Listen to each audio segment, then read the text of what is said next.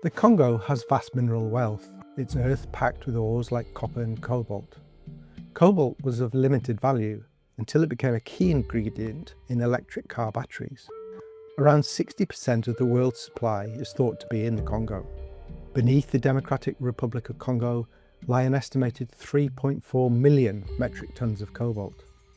In 2016, the Chinese mining corporation, China Molybdenum, took control of the huge Tenke Fungurume copper and cobalt mine situated in the south of the country.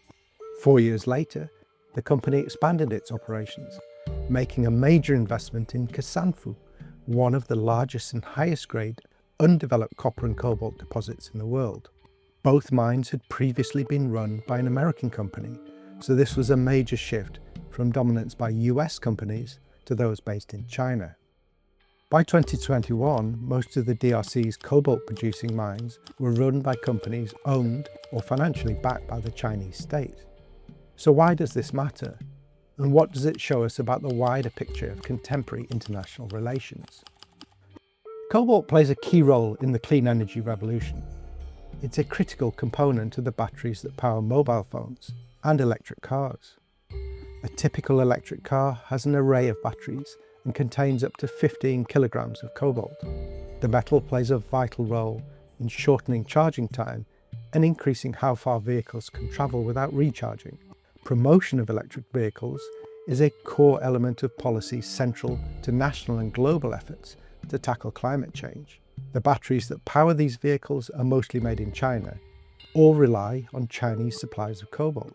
And China is increasingly important in the supply of electric vehicles themselves, a quarter of the EU market in 2024.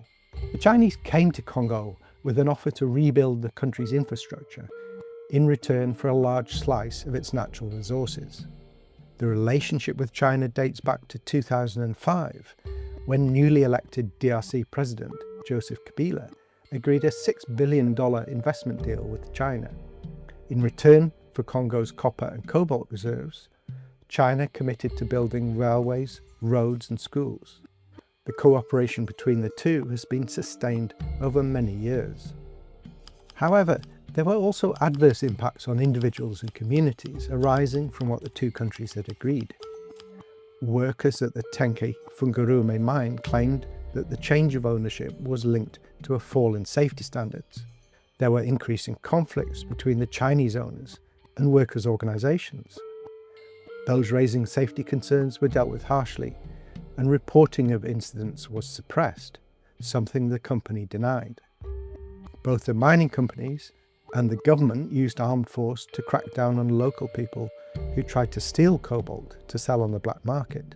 Internationally, China's involvement in the cobalt supply chain is causing increasing concern, and it's not just cobalt. There are other minerals crucial to the transition to net zero, for example nickel, copper and lithium.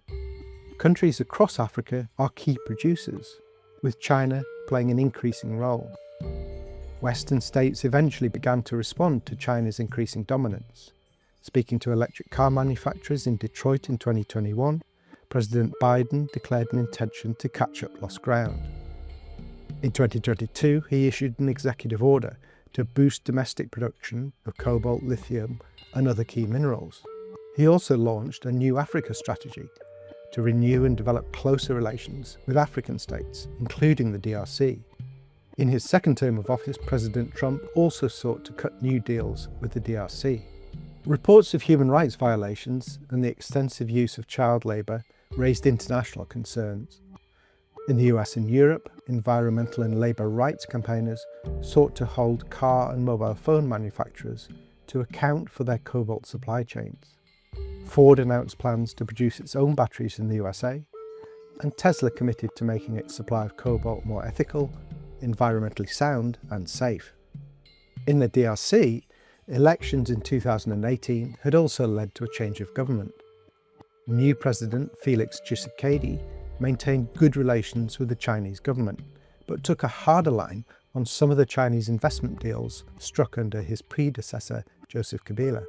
Along with other African states, the DRC also started to explore ways of developing their own mineral processing and battery manufacturing facilities. Acting collectively, they began to use their diplomatic influence in the UN to call for more equitable development of the continent's minerals. In the words of one DRC delegate, our experience of exporting them raw has shown us that there is no benefit for the continent. Africa's minerals are enough to power the clean energy transition, but we don't want to do things how we have done them in the past. If you enjoyed this clip, feel free to follow the links on screen for more interesting articles and free courses from the Open University.